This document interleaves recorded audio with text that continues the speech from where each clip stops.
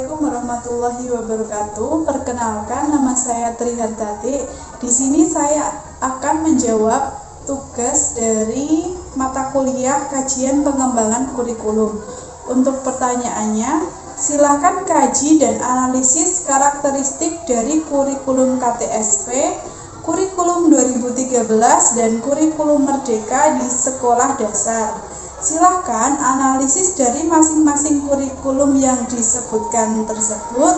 Menurut Anda, model pengembangan kurikulum apa yang digunakan dari masing-masing jenis kurikulum tersebut?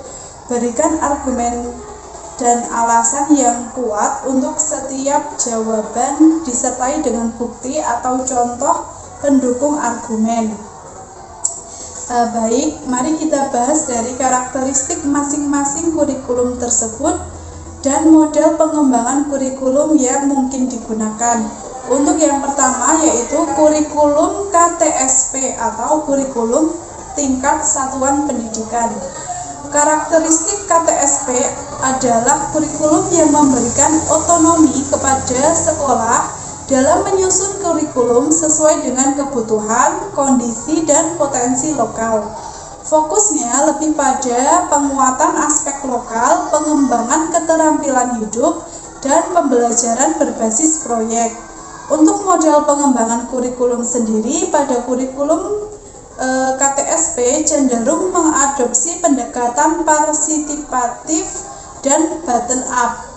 Sekolah secara mandiri merancang kurikulum berdasarkan standar kompetensi yang telah ditetapkan oleh pemerintah, namun dengan memperhatikan karakteristik dan kebutuhan siswa serta konteks sekolahnya.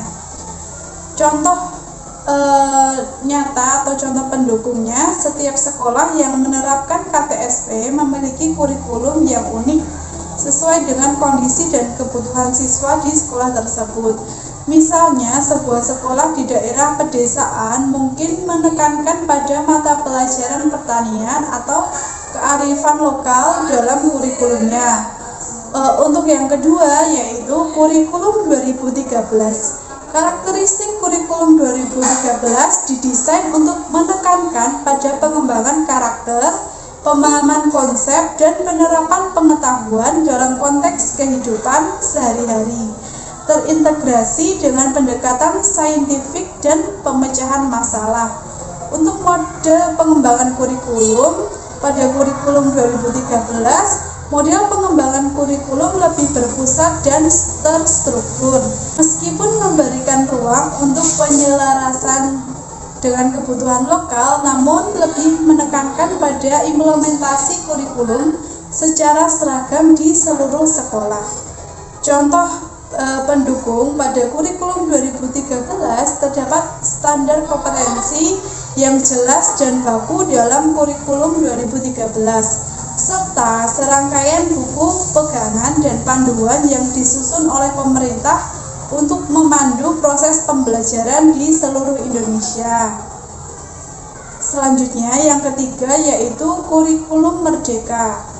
Karakteristik kurikulum Merdeka merupakan inisiatif terbaru yang memberikan lebih banyak kewenangan kepada sekolah dan guru dalam menentukan kurikulum serta metode pembelajaran yang sesuai dengan karakteristik siswa dan lingkungan sekolah. Model pengembangan kurikulum pada kurikulum Merdeka dapat dikatakan sebagai pendekatan paling otonom dan fleksibel di antara kurikulum KTSP, kurikulum 2013, dan kurikulum Merdeka. Sekolah dan guru memiliki kendali penuh dalam merancang kurikulum yang sesuai dengan kebutuhan dan kondisi siswa serta visi misi sekolah. Contoh pendukung, dalam kurikulum Merdeka tidak ada standar kurikulum nasional yang baku. Sebagai gantinya, setiap sekolah dapat mengembangkan kurikulum sendiri yang diharapkan dapat lebih tepat sasaran sesuai dengan kebutuhan lokal dan keunikan sekolah masing-masing.